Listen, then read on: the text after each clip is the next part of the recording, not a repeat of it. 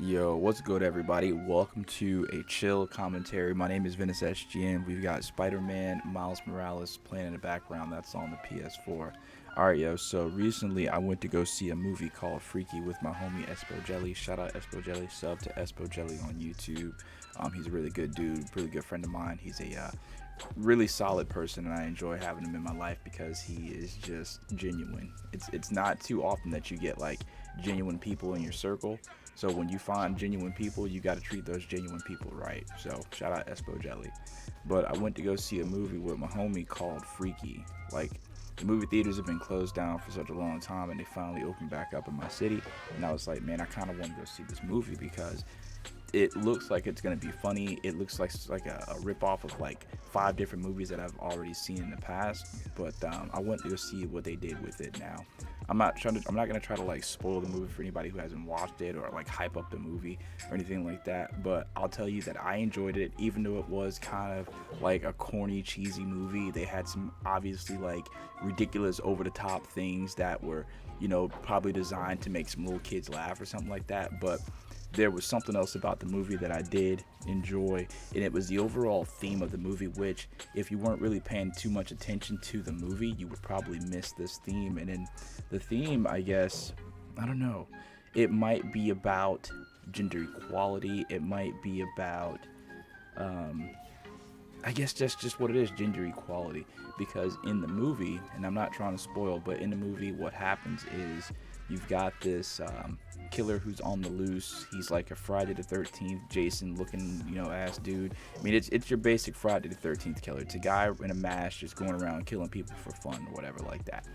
And he goes around and he kills teenagers primarily. I don't know why. They don't give you any reason or explanation as to why he just, goes and targets teenagers. But do they ever give Jason a reason why he goes to the summer camps and kills them camp counselors? They never tell you. So this dude, he just goes around, he kills teenagers. He, in the movie, starts off, he gets this mystical dagger or something like that, that I guess it just looks really cool to him because it has a glowy handle or whatever.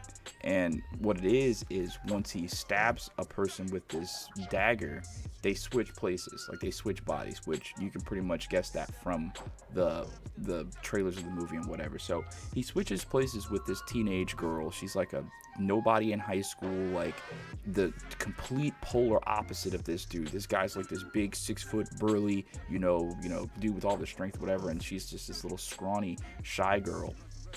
And what's amazing to me in the movie is when they do switch places and the dude realizes that he's in this girl's body, he completely does something different with her life. Like when she was in control of her own body, she was like nobody. She wasn't popular. She was picked on. She was just bullied all the time. Nobody really found her interesting. I mean, there was one dude that found her interesting, but she was too shy to pull the trigger on it. And I guess he was too cool to admit it because she was such like a weirdo, and he didn't want to do that. Let his friends know that he was into this weird girl. Which that's another thing that I really don't like. You know what I'm saying? If you like somebody, man, I don't care, bro. If you like somebody, just let them know. Especially if you feel like it might be a thing. But that's neither here and there. But when the killer gets in control of the teenage girl's body, he continues to be a killer. Like, even though he's in this body that's weaker than his own, he finds a way to continue to be this killer, while at the same time he changed the way that she looked. He pulled her hair back. He changed the way she dressed, and people were noticing her. The popular guys were like, oh my gosh, look at this girl, I can't believe she changed this much, she's cool now. I mean, she didn't give a fuck, pardon my language, she didn't give a damn what anybody said, and she was her own person. I guess it all just depends on the demeanor of the person, right? And on the flip side, she was in his body, and what was cool about that is, even though she was this weird 40-year-old man, it was still her, and she still behaved like her. But she realized that now that she was in this bigger body, she wasn't powerless. She had strength now. She could do things that she wouldn't normally do. She would talk to people in a way that she wouldn't normally, talk to them. And she felt like she could do this because she was mighty and they were weak. And again, not trying to spoil, but it is what it is. By the end of the movie, when she does get her body back, being in that body really taught her that it doesn't matter what body you're in. All it matters is who you are on the inside and what actions that you choose to take with your day-to-day life and who you choose to be, I guess.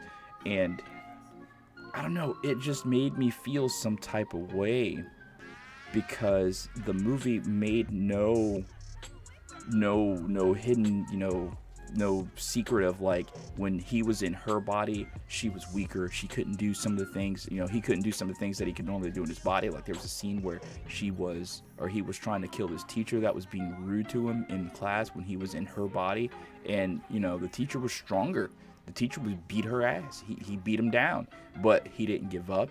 He kept at it. I'm not trying to, promote the killing of teachers or anything. That's actually awful, but he found a way to make it work even with her weaker body. He even said a couple times like, God, this body is useless, but made it work.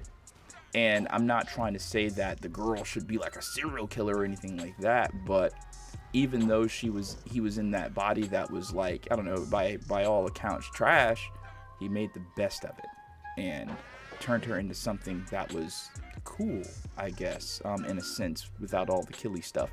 And when she got back to her body, she was just like, I learned something while I was in your body. I am powerful.